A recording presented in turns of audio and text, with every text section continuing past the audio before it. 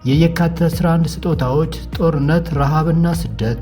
የካቲት 11 ለአንዳንዶች የድል ቀን፣ ለሌሎች ደግሞ የአንድ ትውልድ መከራ የተጠነሰሰበት ዕለት። ላለፉት 5 አስርት ዓመታት ለትግራይ ሕዝብ ቆሜያለሁ የሚለው ህወሓት በእርግጥ ለሕዝቡ የተረፈው ምንድን ነው? ዛሬ ላይ ሆነን ወደ ኋላ ስንመለከት የካቲት 11 ለትግራይ እናት ይዞ የመጣው ሲቃና እንባ እንጂ የሰላም አየር አልነበረም።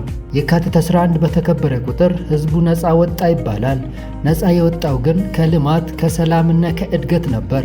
የህወሓት አመራሮች በስልጣን ጥማት የገነቡት ፖለቲካ የትግራይ ወጣት የጦር ሜዳ ሲሳይ ሆኖ ቀርቷል። ትላንት በትግል ስም ደሙን ያፈሰሰ ህዝብ ዛሬም በገዛ ልጆቹ ግትርነትና ስህተት ምክንያት በመጠለያ ጣቢያዎች ውስጥ ለቁራሽ ዳቦ እጁን እንዲዘረጋ ተፈርዶበታል። አሁን ደግሞ ሌላ መከራ እያንዣበበ ነው። ህወሓት ከራሱ የውስጥ ስንጥቅና ከጽምዶ የጥፋት አጋሮች ጋር ሆኖ ዳግም የትግራይን ህዝብ ወደማያልቅ እሳት ሊከተው እየተዘጋጀ ነው።